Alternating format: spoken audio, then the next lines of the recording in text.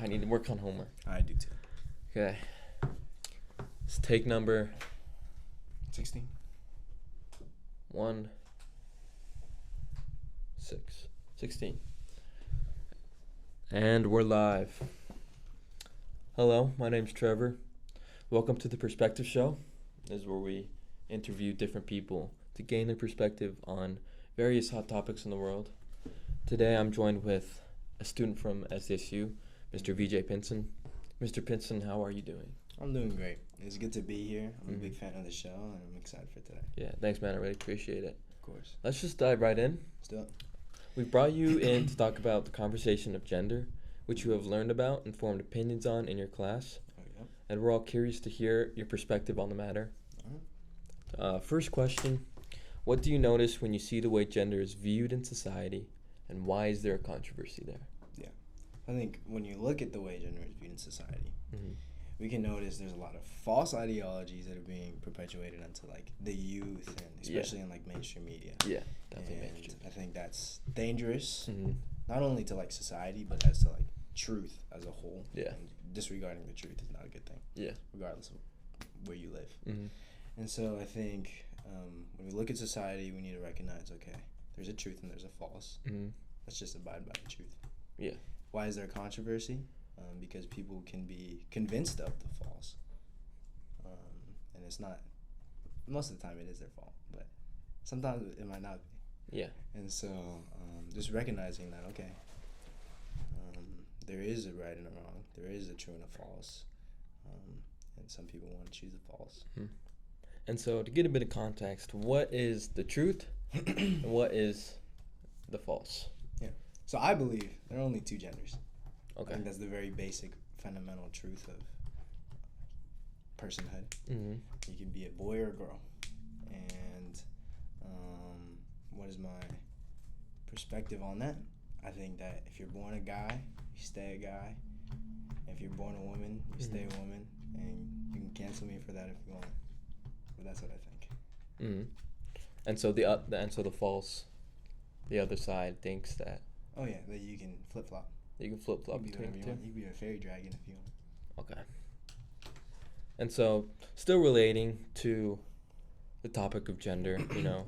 you have researched a multitude of texts within your RWS class, your rhetoric writing class. Yeah. What are some texts that, go over the idea of women's roles and expectations, and how does that relate back to the idea of gender? Right. So there's two that we've gone over that really come to mind when I think about this. We read an article by Susan Sontag, or I think it was like a blog post or something. It was called "A Woman's Beauty: Put Down Our Power Source." Okay. And he essentially went over, okay, women as a this is back in the 1900s, late 1900s. So that's the context of the article. Yeah. Well, my question is, who is the author, and Susan Sontag. why are they credible? Oh, they're not credible. They're not credible. No, they say some crazy things. I'll tell you what they say. Okay.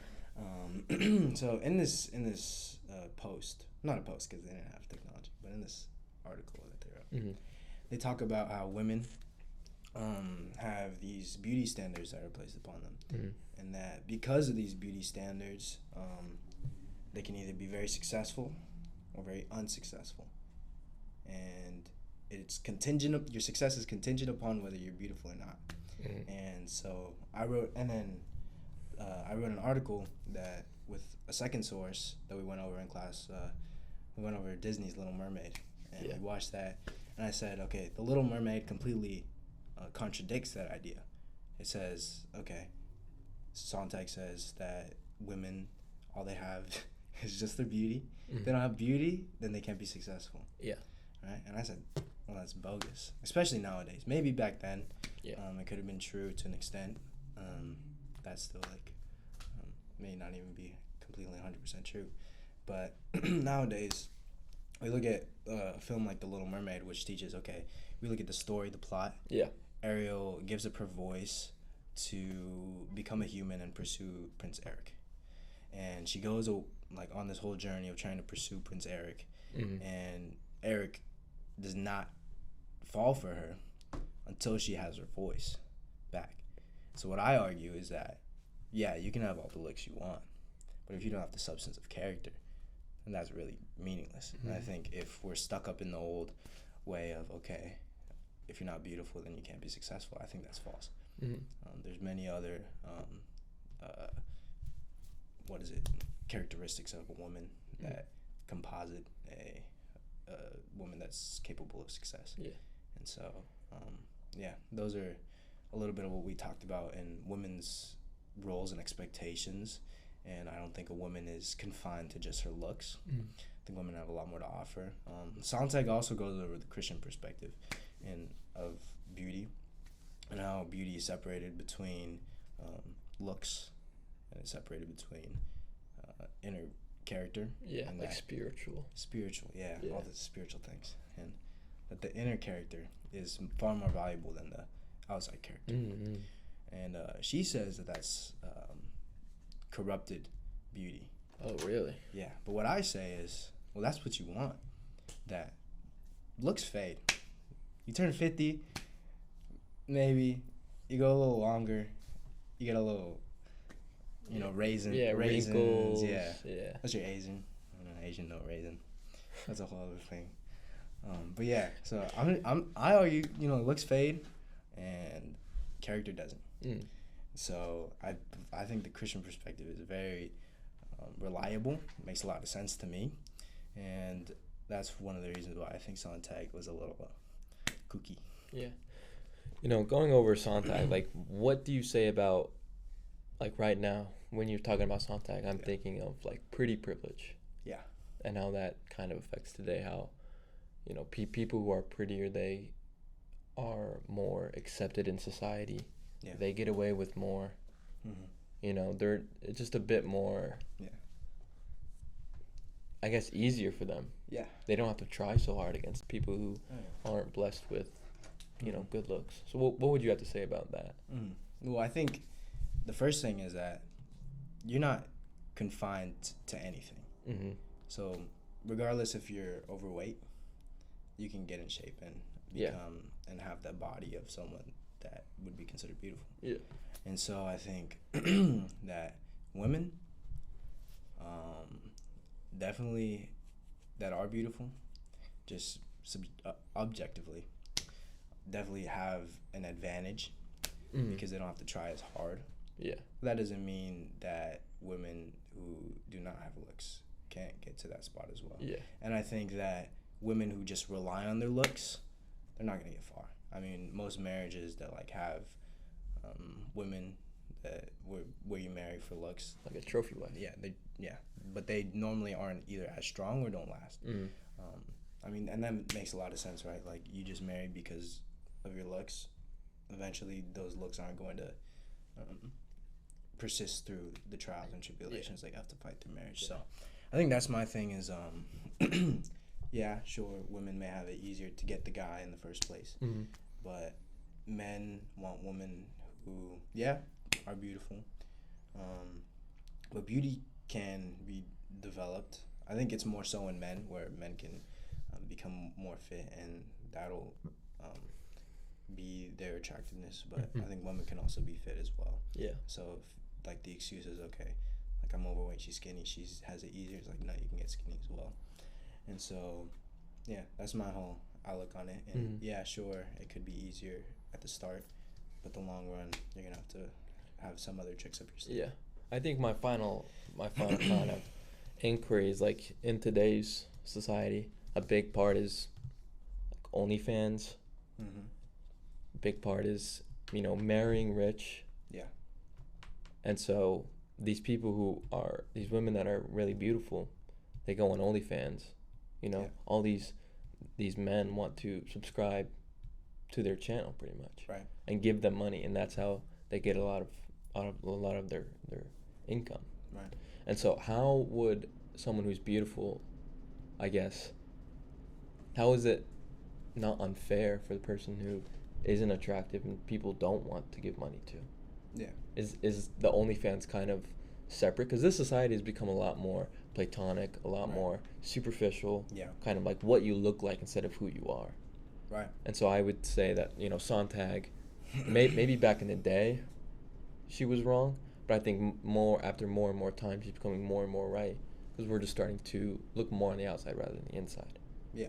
I think an OnlyFans is a perfect like example of that. And what I'm saying is that that's not a good thing, and that what I said is that it sure may be true that it is becoming more and more viewable in society.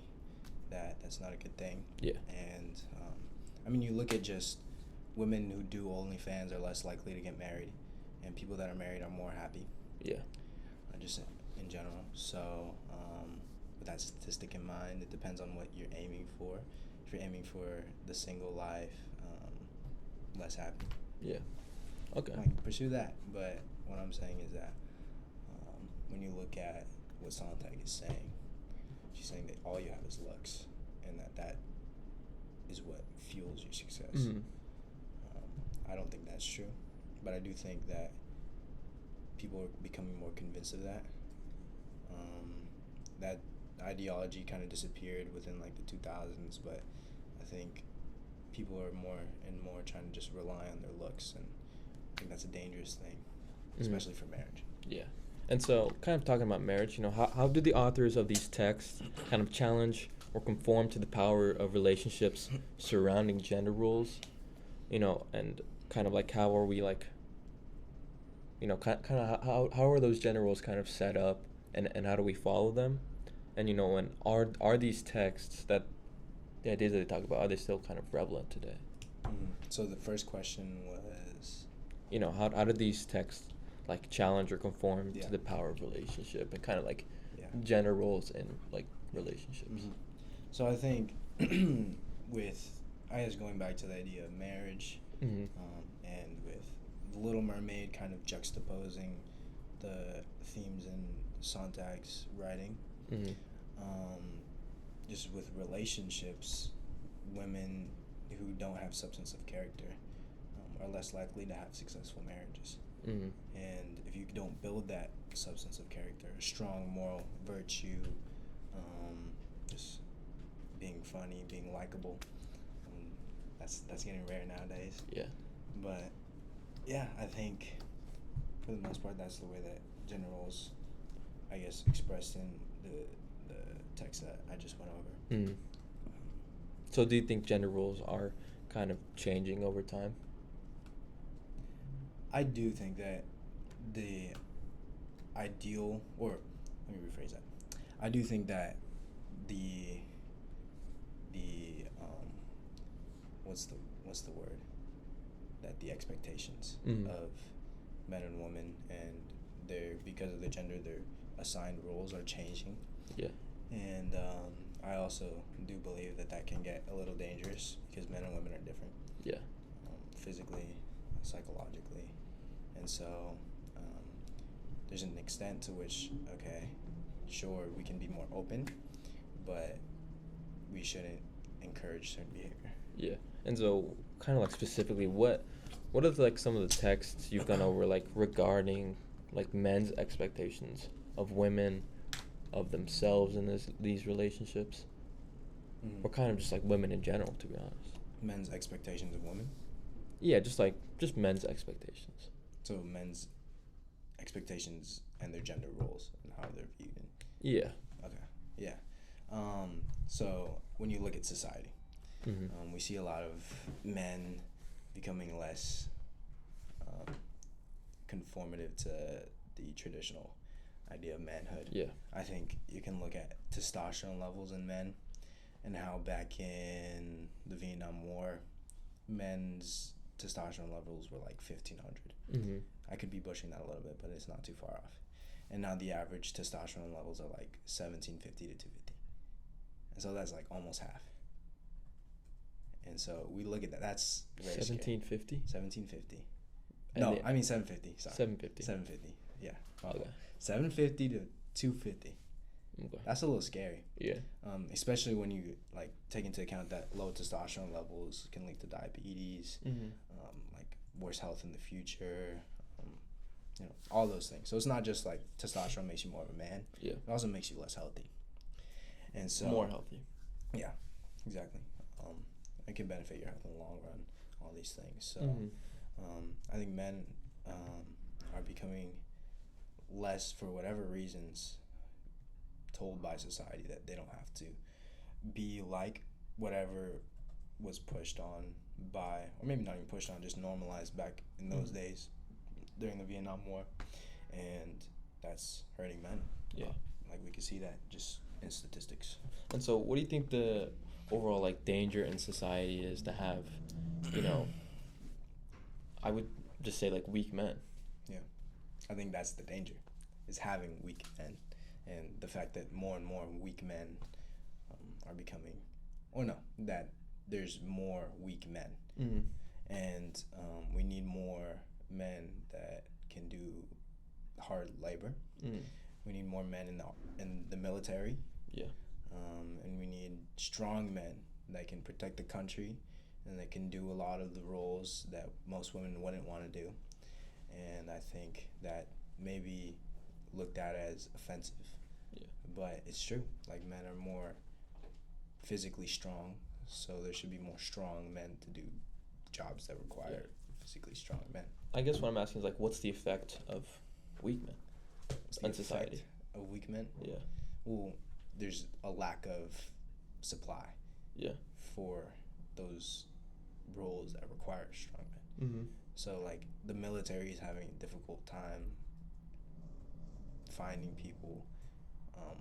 Well, I guess not really, but there's not as many strong men going into the military. We see less performance levels in like military training.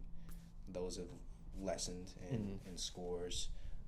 Again, with the testosterone thing, like, it's not only just because testosterone makes you more aggressive and competitive, but it also makes you less healthy if you are lacking it. And so if you have a lot of people that are just weak and aren't doing what it is in their nature to do, which is be competitive and be aggressive, you're doing the exact opposite of that. Yeah. That's a danger not only to just society, well, not just to the man itself, but to society itself. Yeah. You know, I've heard this saying, like, strong men create easy times create weak men create hard times. And so I just want to kind of get your 2 cents on that. You know, do you think right now we're going into a hard time because of weak men? And do you think that this hard time will, you know, transform men or almost maybe even force men or cause men to for sure become more, you know, stronger? Oh, yeah, for sure. I mean, what is it? We could see that in history where we had strong men, and that created a time of peace for America, in Western society specifically. And just we look at society nowadays because of all that labor, that those old people, my fault, those older generations. Yeah, to be more precise in my language. But those older generations, what they had to do and what they had to go through to get us to the point that we are now, that's brave and that's commendable. And I don't think that's where it should have stopped. I think it's starting to stop now, and it's affecting men, and it's making weaker men, and weaker men are going to create harder times, and that's sure to come. But I think the dangerous thing right now is that we're getting lackadaisical. We're not even acknowledging that. Actually, we're encouraging it. It would be one thing to say, okay, there's weak men, let's do something about it. But we're looking at society and saying, there's weak men, let's make more weak men. Yeah. Or even looking at weak men saying, oh, yeah, they're what's strong men. You know, thinking the weak men are strong. Yeah. And thinking that it's bad to want more strong men. Okay. Yeah. Okay. Well, with that idea, you know, are you maybe worried about or cautious of maybe forcing the idea of manhood, you know, too much on men? And do you think there's a point where you can get too extreme? Yeah. Well, I think we went over 2 texts that talk about manhood in general. There's one, the Code of Manhood. That one is pretty good. It's just on how society has coded manhood into men nowadays, and how it's, you know, gone from like the start of civilizations up until now, and how, you know, There were hunters and there were gatherers, and men were hunters. And you look now that it's still in men's nature to be the aggressive, competitive type. And they were just stating facts on, okay, this is what men in their nature are, and this is why it's being pushed on in society, and that's why people want for that traditional masculinity, and they want that back. And to stray away from nature is not a good thing. Yeah. And then we also looked at, what was it? The Masculivin. It was a documentary on how men are becoming more suicidal because of the fact that they feel like, well, not just suicidal, but they're becoming more depressed, and they become less and less, just more pressure to be the stereotypical man. And they gave testimonies of men feeling pressured to be a certain way, and stories of how that's affected their lives. I think that's tragic. But it's also the fact that I don't think that creating more weak men is the solution to that. Yeah. I think when you have strong men in society, you're abiding by the nature of manhood.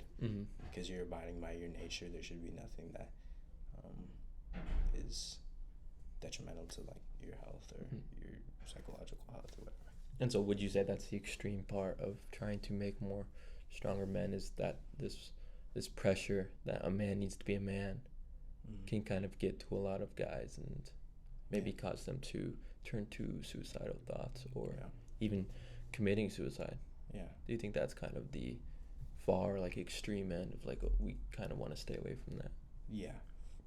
I think, well, you can see a linear increase in two components. You can see a linear increase in men being depressed, suicidal. You can also see it's a decrease in strong men.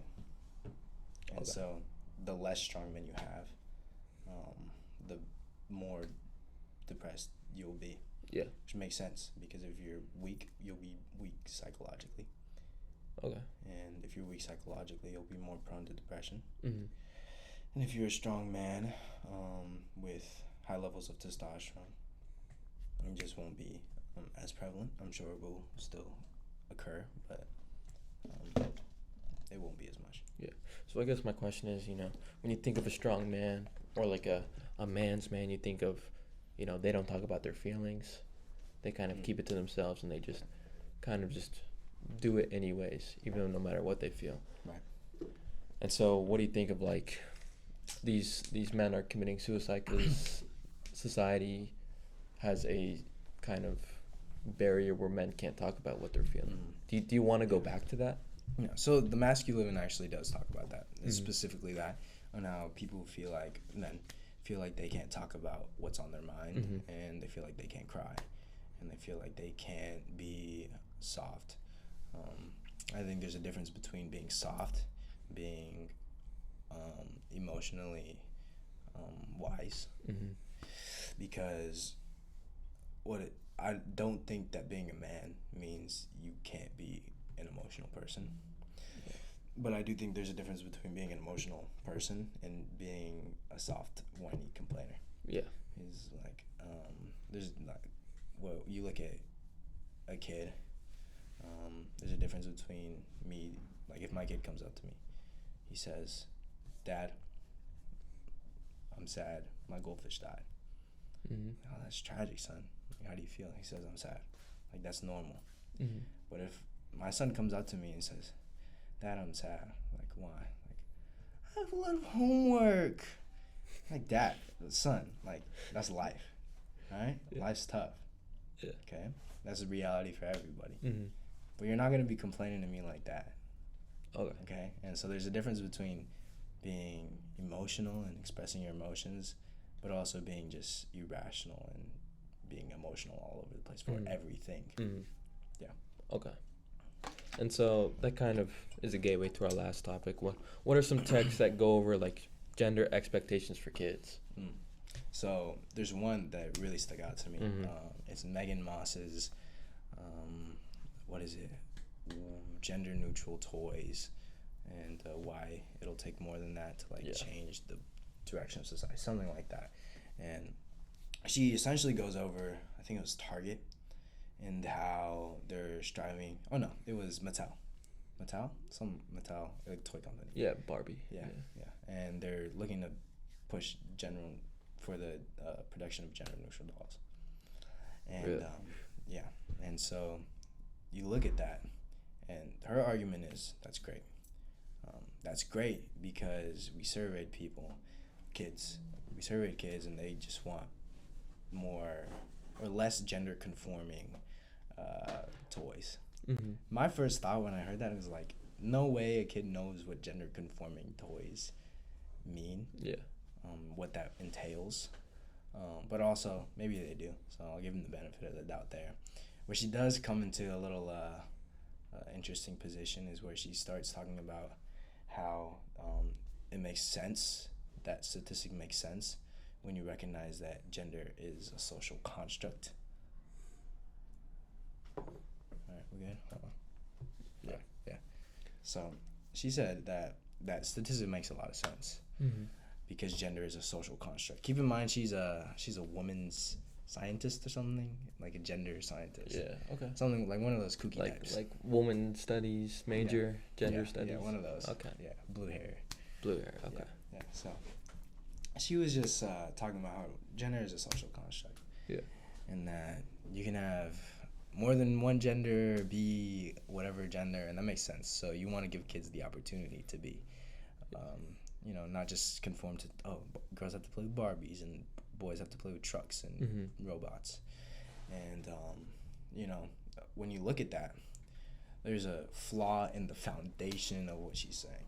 Yeah. Because the foundation of her entire argument on why these gender-neutral toys are positive is the fact that there's gender, and that gender is a social construct. And so gender... I know factually, and we all, if we take the time to look at what gender is, can't be a social construct. Mm-hmm. Like the fact that you go up to, or we dig up a body 100 years from now, we can see what gender they were, not because of what they believed in their head, but because of what they physically are. Yeah, that's a man or a woman. So regardless of what you think, there's two genders, and you can't flip-flop between either one because it's solid and it doesn't sway, just like your race doesn't sway, just like your...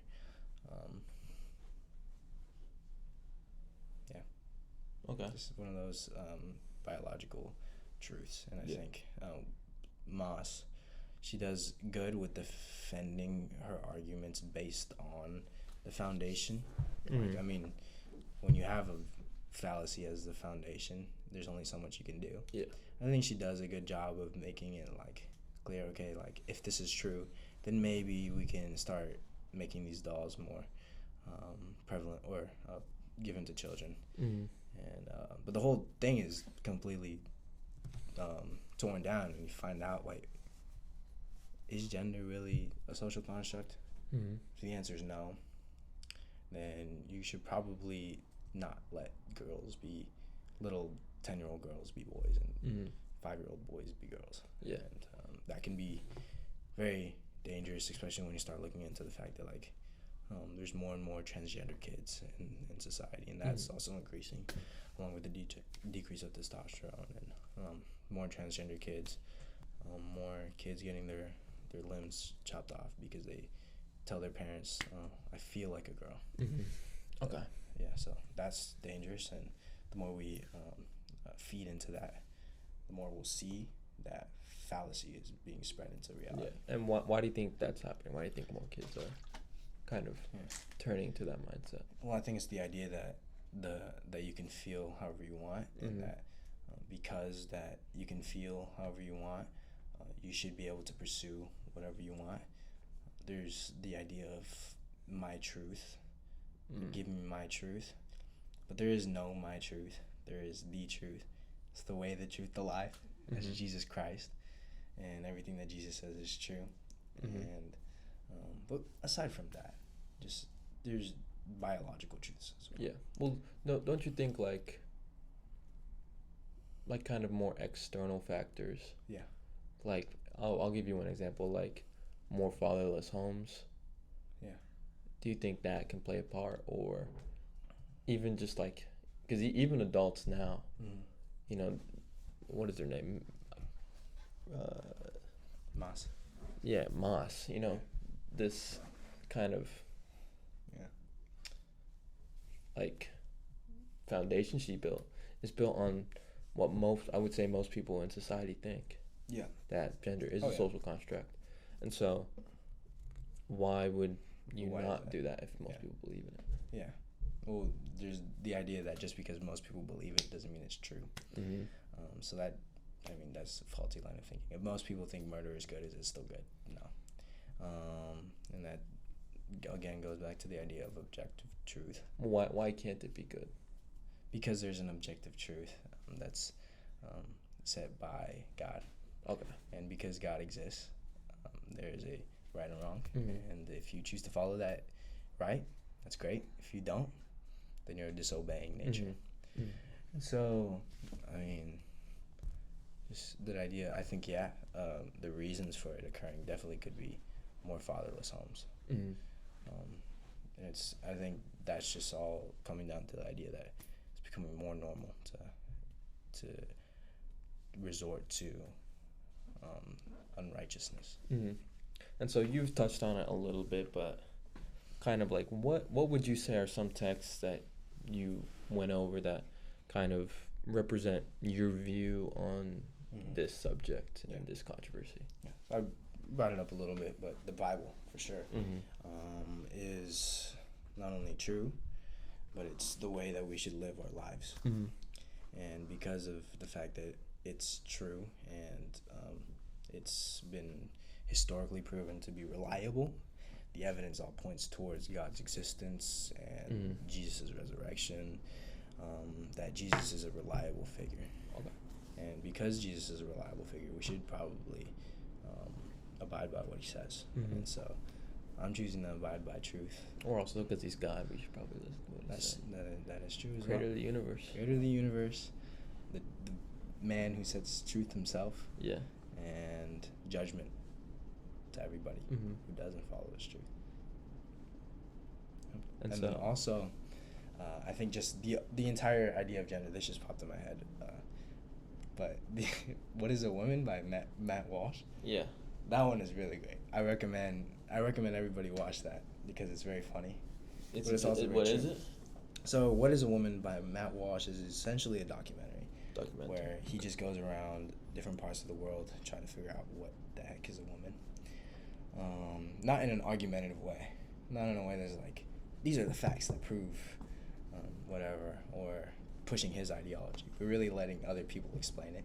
And when you look at the way like these gender scientists or these professors on women elaborate their points, they just fall right into the same thing. They can't explain it. Mm-hmm. So he asks them, what is a woman? And they all say, well, it's someone who thinks they're a woman. And he says, what is that? Like, it's a woman. Mm-hmm. And you know what a circular definition is? Yeah. Kind of just keeps pointing. Yeah, well, what is it that you're trying to be? Yeah. So I think the conclusion to the whole game of charades is that a woman is a biological human female. Yeah. Any other definition is a little bogus in the scientific biological opinion. What about like intersex people? Well, that's a small majority, and you don't count the minority, and you don't discount the majority for the minority. So they're like outliers. Well, yes, in a sense, they're outliers. Okay. And that's a fact. But also, there's something that went wrong. And because something went wrong, then they shouldn't be counted for the majority. That's why I said that the majority. Because you look at women, okay? There's the same idea, okay, women that can't give birth, are they still women? If making babies is what women should do. But I think that line of reason is completely, and Matt Walsh, I think, has really done a good job at explaining this, but it's the idea that, okay, yes, women are still women even if they can't give birth. Not because it is in a woman's nature to give birth. If they can't, something went wrong. So it's in humans' nature to, or like the same idea, like you're born with 5 legs. Something went wrong in that process. Well, why can't you say that same thing about people who are transgender, that something went wrong? Yeah, and they got into the same body, the wrong body. No, something went wrong in their little head, and they believe that they could be something than what they originally should have been. It's the idea. So back to like the 5 legs thing. We can say that humans have 2 legs, and that if you have 5 legs, something went wrong. We could say that people are born with certain characteristics, should be born with certain characteristics, and if something isn't within those characteristics, it's wrong. So in the same sense, with women that can't give birth, are they still women? Yes, because it's in their nature to give birth. Or can people be women if they just feel like it? If you're a man, can you be a woman? No, because it's in a man's nature to be a man. So is it, do they just feel like it, or do they, you know, like in their head they truly believe? You know, it's there. Oh yeah, you could believe whatever you want, but that doesn't make it true. Like, I could believe I'm a chicken. Okay. I'm not a chicken. Okay. I can be convinced of it or whatever. You can even acknowledge me as a chicken. I'm not a chicken. And that's bad on your part. I think that's what society's doing, is they're pushing. They're enabling. Yeah, they're making it even more accessible. Okay. And so, yeah, you can believe whatever you want in your head. Doesn't make it true. I can believe in my head that 2 + 6 is 17. Doesn't make it true. So there's a difference in wrongs between, you know, a intersex person and someone who thinks that they were born in the wrong body. Those are 2 different kinds of wrongs. Something went wrong in the process of the creation. But those are 2 different kinds of wrongs that happened. What, intersex and what else? And someone who thinks, you know, transgender people. Oh yeah, something's wrong with intersex is people one and wrong their development in the womb. Yeah. And something went wrong with the transgender person and their thinking, and it could be mental illness, it could be delusion, but a lot of it could be even trauma from their past. And I'm not saying that because you believe it, or because you have those feelings, that you're in the wrong, but it's what you do about those things that really is the character defines your sanity. Okay. And so overall, you know, what have the semester readings like made you believe about the overall topic of gender, and kind of like what is your perspective on the issue after your research, and has it changed at all? I think it's definitely grown a lot. What has grown? My perspective on gender. Okay. I've done a lot of just reading about the topic, making sure that, you know, if I'm going to believe something, I want it to be true. And so what I've come to conclude is that there are 2 genders. Two. You can't flip-flop between either one. That men should be strong men because it's better for them in every way. And society. Okay. And that women aren't confined to just being pretty objects. Okay. And that there's a lot more to women than that. Kids, that you shouldn't voice that false ideology on kids. And so that's my overall way of thinking. Okay. And has that changed at all before you kind of did more research in the class? Well, I think it's changed in the sense that I didn't know as much. Okay. And I didn't know much about the false ideology. I didn't know much about my own ideology. So I knew about my own ideology. Yeah. I redact that. But did your ideology change at all? No, I think it just developed. It just developed more. Okay. It kind of matured, I would say. Okay. Just expanded. Okay. And so, you know, I think we've gotten a pretty good gauge on what you've gotten from your rhetoric writing class, and kind of just how this topic on gender and gender roles with men, women, how kids are affected in society. And so I just want to thank you for just giving your time up for this little podcast. It was great.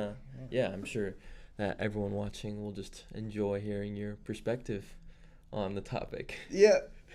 For sure. I appreciate it. Yeah, I just want to thank you for giving your time, and it was great talking with you, man. It was a pleasure. Thank you for having me. Yeah. That's it.